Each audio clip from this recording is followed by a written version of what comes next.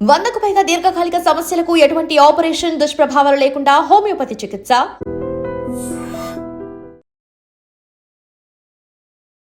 ప్రస్తుతం సహస్ర వాళ్ళ ఫాదర్ కృష్ణ మనతో పాటు ఫోన్లో అందుబాటులో ఉన్నారు. సార్ నమస్తే. నమస్తే. సార్ ఎట్లున్నారు సార్? బాగానే ఉన్నాను. పర్లేదు. సార్ ఈరోజు ఇప్పుడు మీ అమ్మాయిని ఎవరైతే చంపారని ఆ బాలుని అరెస్ట్ చేసిండ్రు, జువెనైల్ హోమ్లో పెట్టిండ్రు, ఈరోజు మళ్ళా కస్టడీకి తీసుకుంటున్నారట సార్. ఎన్నిసార్లు అడిగినా సరే ఆయన నేను బ్యాట్ కోసమే చంపినా అని చెప్తున్నాడట. నిజమేనా సార్? అంటే మీరు కూడా ధర్నా చేసిండ్రు. ధర్నా చేసినాం. బ్యాట్ కోసం అని కాదు, వాడు దొంగతనానికి వచ్చిండో మరి బ్యాట్ కోసం వచ్చిందో తెలియట్లేదు. వానొకసారి డైరెక్ట్ కలిసి మాట్లాడాలని నేను అనుకుంటే వీళ్ళు పోలీసు వాళ్ళు కూడా కలవద్దు, చేయొద్దు అని చెప్పి వాళ్ళు అంటున్నారు. అసలు ప్రాబ్లం ఏంది నేను కూడా తెలుసుకోవాలి కదా మేడం. అవసరంగా నా పాప చనిపోయింది కదా, అది నాకు ఒకటి వాడిని కలిసి మాట్లాడాలని నా ఆలోచన, ఇంకేం లేదు. ఓకే, అంటే కాదు సార్, ఆయన లెటర్ ఒకటి రాసిండు కదా, మీకు కూడా తెలుసు. వాళ్ళ లెటర్ రాసుకోండి కరెక్టే మేడం. లెటర్ రాసుకున్నా కానీ వాడిని నేను డైరెక్ట్ మాట్లాడితేనే వాడు నాకు చికెన్ అవుతుంది. అసలు ఏంది ప్రాబ్లం, ఎందుకు చంపాలనుకున్నాడు, ఏంది అంతే దారుణంగా చంపడం ఏంది నాకు అర్థమవుతుంది. ఈ అబ్బాయి మానసిక పరిస్థితి బాలేదు కాబట్టి ఆయనకు అంటే ఒక డాక్టర్తోనే చికిత్స కూడా చేయిస్తున్నారు అనేది కూడా సమాచారం ఉంది సార్. ఏది అడిగినా నేను బ్యాట్ కోసమే చంపినా అనే చెప్తున్నాడట. ఎన్నిసార్లు అడిగినా చంపడం అంటే మేడం, బ్యాట్ కోసం చంపడం నాకు అర్థమవుతలేదు. అదేంది క్వశ్చన్ ఆన్సర్ చేయడం, అదే దారుణంగా ఉంది వాడు చెప్పేది. ఇప్పుడు మానసిక పరిస్థితి బాగాలేదంటే వాడు చదువుతుండు, స్కూల్కి వెళ్ళిండు, 5 days స్కూల్కి వెళ్ళిండు, అన్ని వెళ్ళిండు, అన్నం తిన్నాడు. వాళ్ళ మమ్మీకి తెలుసు. వాళ్ళ మమ్మీ అడిగితే కూడా నాకు అరే నువ్వే పట్టిస్తావా అమ్మ అని చెప్పి కూడా వాళ్ళ అమ్మకి తెలుసు. అంతే తెలుసు వాళ్ళ అమ్మకు, వాళ్ళ ఇద్దరు అక్కలకు తెలుసు, ఆమెకు తెలుసు. అన్ని తెలిసి చేసిరంటే వాళ్ళు ఎంత ప్లానింగ్ గా వచ్చారు చెప్పండి. ఏంటంటే సింపుల్ గా బ్యాట్ కోసం అని చెప్తున్నాడు. వాళ్ళకి తెలుసా? 100% వాళ్ళ మమ్మీకి తెలుసు, వాళ్ళ సిస్టర్స్ ఇద్దరికి కూడా తెలుసు.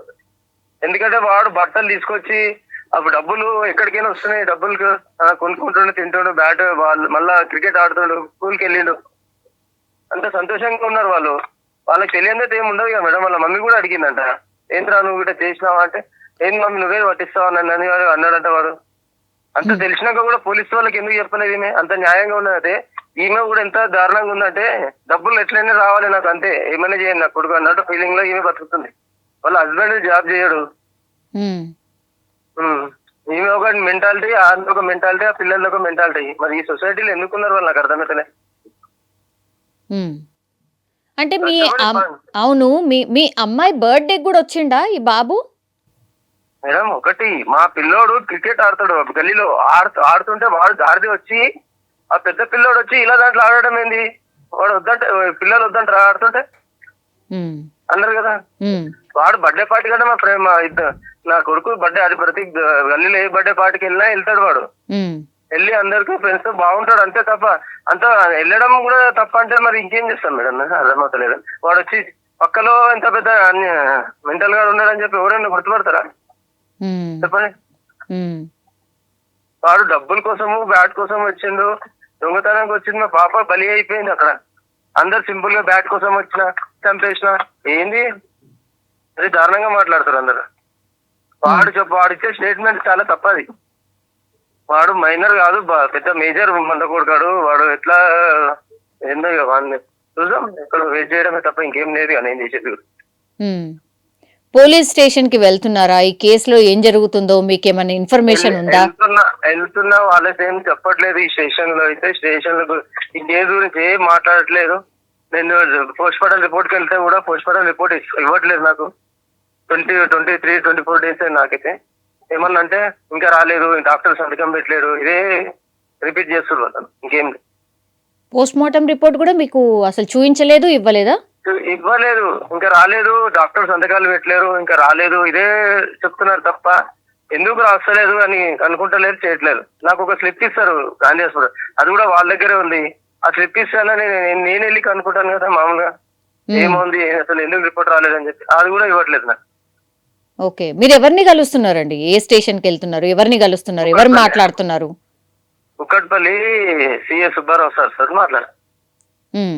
ఓకే, మరి ఇవాళ ఆయనని కస్టడీలోకి తీసుకుంటున్నారట, బాలుడిని క్వశ్చన్ చేయబోతున్నారట.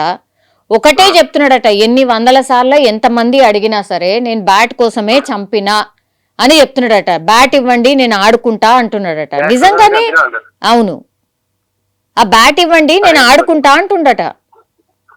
ఆడు చాలా తెలివిగా మాట్లాడుతుంది మేడం, చాలా సింపుల్ గా. ఏంటంటే నేను ఒక పిచ్చోని తను వదిలేస్తాను ఒక పిచ్చోని లాగా మాట్లాడుతున్నాడు. సరే న్యాయం ఏం చేస్తుందో మేము కూడా వెయిట్ చేయాలి కదా మేడం. మేము కోరుకునేది ఒకటే, న్యాయం జరగాలని కోరుకుంటున్నాం, కానీ చూద్దాం మాకెంతవరకు న్యాయం అవుతుందో చూడాలని నేను వెయిట్ చేస్తాను. మీ అబ్బాయి ఏం చెప్తుండండి అతని గురించి? అంటే ఏంది మేడం, వాడు 10th క్లాస్ వీడు 2nd క్లాస్, ఏం చెప్తాడు వీడేం చెప్తాడు, ఆడు మెంటల్, వాడి ఒక సైకోనో ఏందో తెలియదు. నేను డైరెక్ట్ మాట్లాడితే నాకు తెలుస్తుంది కదా వాడు ఇష్టంతోడు. వాడు ఇప్పుడు పోలీసు వాళ్ళు మాట్లాడింది 1కి 10 సార్లు అటు ఇటు 10 మంచిగా చెప్తారు, 10 చెడు చెప్తారు. వాళ్ళు ఎంతవరకు న్యాయంగా మాట్లాడతారో మనకు కూడా తెలియదు కదా. ఓకే, మీరేం కోరుతున్నారు కృష్ణ గారు? మీరేం కోరుతున్నారు? అతన్ని కలిసి మాట్లాడాలి. మాకు చట్టం ఎంత వరకు న్యాయం చేస్తుందో చూస్తాం, వెయిట్ చేస్తాం, కోరుకుంటున్నాం. అదే వెయిట్ చేయడం అంటే ఇక మనకి అసలు అని ఏం చేయాలనుకుంటారు, ఆయన వదిలేస్తారా లేకపోతే ఏమన్నా శిక్ష ఇస్తారా, అసలు ఏం చేస్తారు మేము కూడా చూడాలి కదా మేడం. నాకు తెలియకుండా అయితే వాడు ఇప్పుడు ఎక్కడ వెళ్ళినా సరే మాకైతే కొద్దిగా ఎంతో కొంత ఇన్ఫర్మేషన్ వస్తుంటది కదా పోలీస్ వాళ్ళతో. మీ అబ్బాయి సహస్ర గురించి గుర్తు చేస్తున్నాడా అండి? చేస్తాడు మేడం, ఎందుకు చేయరు. మొన్ననే ఇద్దరు మాకు ఒకరు లేకపోతే ఒకరు గుర్తు చేసుకుంటూ ఆడుకుంటారు అని చేస్తారు. వాళ్ళు గుర్తు చేసుకోకపోతుండే రోజు ఎడవడం తప్ప మాది ఇంకేం లేదు. ఏ గవర్నమెంట్ సపోర్ట్ లేదు, ఏం సపోర్ట్ లేదు మాకైతే. ఏడవడం పడుకోవడం తప్ప ఇంకేం లేదు. వాళ్ళని కలిపేయండి ఒకసారి, అతన్ని కలిపేయండి అని చెప్పి చాలా రిక్వెస్ట్ చేసినా కూడా మాకు కలిపేయలేదు, మాట్లాడలేదు. వాళ్ళ పేరెంట్స్ ఎక్కడ ఉన్నారో తెలియదు, ఇంటికి చాలా నుంచి వెళ్ళిపోయారు. వాళ్ళు లేరా ఇప్పుడు? అక్కడ పేరెంట్స్ కూడా లేరు, ఇంటికి చాలా మంది. అక్కడ 2 సార్లు వెళ్ళినా చూసినా లేరు అక్కడ. అసలు ఎందుకు ఇంత అన్యాయం చేసారు అడుగుదామని మాకు ఆప్షన్ కూడా ఇవ్వట్లేదు మేడం. మా పాప ఇంతవరకు పక్క బిల్డింగ్ వాళ్ళకు కూడా తెలియదు. అంత మంచిగా పెంచుకున్నాను నేను, కానీ ఇంత అన్యాయం జరిగిందని మాకు కూడా అసలు కోలుకోలేకపోతున్నాను. ఓకే అండి, ఓకే కృష్ణ గారు. ఇది సహస్ర వాళ్ళ నాన్న యొక్క ఒపీనియన్. ఎవరైనా సరే, ఏ తండ్రైనా ఇలా కాకుంటే ఇంకా ఎలా రియాక్ట్ అవుతాడు? యాక్చువల్లీ ఆ బాబు ఎందుకు ఇంత దారుణానికి ఒడిగట్టిండు? ఒక బ్యాట్ కోసం ఎవరైనా మనుషుల్ని చంపగలుగుతారా? అంత చిన్న పాపని ఎట్లా చంపగలుగుతాడు? అసలు ఏదో దాస్తున్నారు. లాస్ట్కి వస్తే ఈ పిచ్చోడనో లేకపోతే ఆయన మానసిక పరిస్థితి బాలేదనో శిక్ష తగ్గించే ప్రయత్నం ఒకటి జరుగుతోంది అనేది సహస్ర వాళ్ళ నాన్న చెప్తున్నటువంటి వర్షన్. కానీ రోజు బాధపడేది, అట్లాగే రోజు వాళ్ళ కూతుర్ని కోల్పోయిన బాధ మాత్రం వాళ్ళని వెంటాడే సిచ్యువేషనే ఉంటుంది. అది మనందరికీ కూడా తెలిసిందే. కానీ ఒక సెన్సేషనల్ కేసు లాగా మారిపోయింది. సహస్రాన్ని చంపినటువంటి నిందితుడు ఎవరైతే ఉన్నారో ఇప్పుడు జువెనైల్ హోమ్లో ఉన్నాడు. ఇన్ని రోజులు అవుతోంది, ఎన్నిసార్లు అడిగినా ఎంతమంది అడిగినా ఒకటే చెప్తున్నాడట, నేను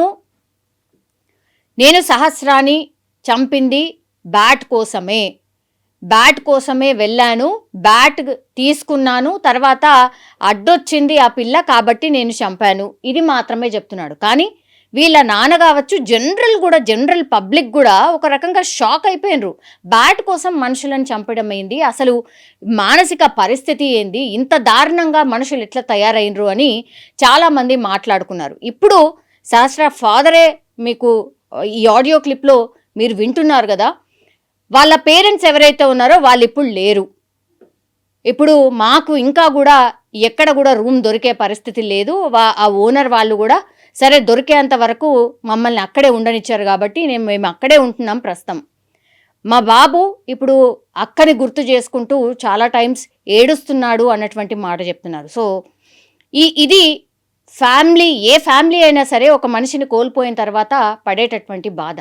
కానీ సహస్రాన్ని చంపినటువంటి నిందితుడు ఆయన మైనర్ కావడం, అట్లాగే ఇప్పుడు ఈ బాలికను చంపిన బాలిక కూడా మైనర్ కావడం, దట్టు కేవలం డబ్బులు కాదు ఏమీ కాదు బ్యాట్ కోసమే చంపినా అని నిందితుడు పదే చెప్పడంతో ఈరోజు పోలీసులు మరోసారి ఈ నిందితుడు ఎవరైతే ఉన్నారో అతన్ని కస్టడీలోకి తీసుకొని క్వశ్చన్ చేయబోతున్నారు. అండ్ నిన్న మొన్న దానికంటే ముందు అడిగినప్పుడు కూడా ఎన్నిసార్లు అడిగినా బ్యాడ్ కోసమే వెళ్ళినా అని చెప్తున్నాడు. కాబట్టి మరి ఈ లెటర్ ఎందుకు రాసావు, లెటర్లో డబ్బుల కోసం పోయినా అని రాసినావు కదా, ఆ తర్వాత చంపుతా అని కూడా రాసినావు కదా, ఎవరింటికి వెళ్దాం అనుకున్నావు, ఎవరింట్లో దొంగతనం చేద్దాం అనుకున్నావు, ఇవన్నీ కూడా అడిగితే మాత్రం ఒకటే చెప్తున్నాడట, నేను బ్యాట్ కోసమే వెళ్ళాను, చంపాను అన్నటువంటి మాటనే చెప్తున్నారట. ఆ లెటర్లో మరి ఎవరి గురించి రాసావంటే నో, ఏమీ ఆన్సర్ చేయట్లేదట. ఇంకా ఉల్టా పోలీసులనే అడుగుతున్నాడట, నాకు బ్యాట్ తెచ్చియండి, నేను బ్యాట్తోనే ఆడుకోవాలి అన్నటువంటి మాట చెప్తున్నాడట. అసలు ఎక్కడున్నాడు, ఏంటి, నువ్వు ఉన్నది జువెనైల్ హోమ్లో, అక్కడ బ్యాట్ తెచ్చియండి నేను ఆడుకుంటాను అని పదే పదే చెప్పడంతో ఇప్పుడు పోలీసులు ఏం చేశారు అంటే ప్రస్తుతం ఒక మానసిక వైద్యురాలు ఆర్ వైద్యుడిని తీసుకొచ్చి ఈ బాలుడికి ట్రీట్మెంట్ ఇప్పిస్తున్నట్టుగా మనకున్నటువంటి సమాచారం. సో మానసిక పరిస్థితి బాలేదు కాబట్టి ఏదడిగినా ఆ బ్యాట్ చుట్టే లేదంటే బ్యాట్ గురించే చెప్తున్నాడు కాబట్టి అసలు నిజం ఏమైనా దాస్తున్నాడా అన్న కోణంలో ఎన్ని టైమ్స్ క్వశ్చన్ చేసినా ఆ బాలుడు మాత్రం నోరు విప్పట్లేదు, బ్యాట్ గురించే పదే పదే చెప్తున్నాడు. కాబట్టే పోలీసులు ఇప్పుడు మానసిక నిపుణుడితోని ఇప్పుడు వైద్యం చేయిస్తున్నట్టుగా ప్రస్తుతం మనకున్నటువంటి సమాచారం. సో ఇదంతా అయ్యాక అగైన్ ఈరోజు క్వశ్చన్ చేయబోతున్నారు, కస్టడీకి తీసుకోవాలి అన్నటువంటి పిటిషన్ వేశారు. కస్టడీలో ఈరోజు క్వశ్చన్ చేయబోతున్నారు ఆ బాలుడిని. మరి ఈరోజు ఆ బాలుడిని క్వశ్చన్స్ వేస్తే ఏం ఆన్సర్లు దొరుకుతాయి, ఏం ఆన్సర్ చెప్పబోతున్నాడు అనేది ఒకటి. కానీ ఈ విచారణ జరుగుతోంది, ఈ కేసులో ఏమవుతుంది అనేది కనీసం సహస్ర వాళ్ళ పేరెంట్స్కి తెలియకపోవడం ఇక్కడ గమనార్హం అనుకోవచ్చు. నిజంగా చెప్పాలంటే కూడా బాధాకరం అని కూడా మనం చెప్పొచ్చు. కానీ ఈ కేసులో మరి ఈరోజు ఏం జరగచ్చు, ఈ సహస్రాన్ని చంపినటువంటి నిందితుడు ఎవరైతే ఉన్నారో ఆయన ఏం చెప్పబోతున్నాడో, ఆ బాలుడు ఏం చెప్పబోతున్నాడు అనేది కూడా వేచి చూడాల్సిందే. నిజంగా ప్రస్తుతం ఉన్నటువంటి సమాజం దేనికి ప్రయారిటీ ఇస్తుంది? ఆర్థిక సంబంధాల చుట్టూ మాత్రమే తిరుగుతోంది. మళ్ళీ ఎన్నికలంగానే చాలా విరక్తి కలుగుతున్నాం. మంచి అనిపిస్తుంది కదా, లేడీస్ కూడా ఛాలెంజింగ్ జాబ్స్ చేసినప్పుడు చాలా బాగుంటది. ట్రాఫిక్ అసిస్టెంట్స్ గా నియమించిన ట్రాన్స్జెండర్స్ అందరితో సాల్యూట్ చేయించుకుంటున్నారు. ఫుడ్ డెలివరీ ఇవ్వటానికి వెళ్ళినటువంటి డెలివరీ బాయ్ అనిల్ పై కళ్ళ ముందు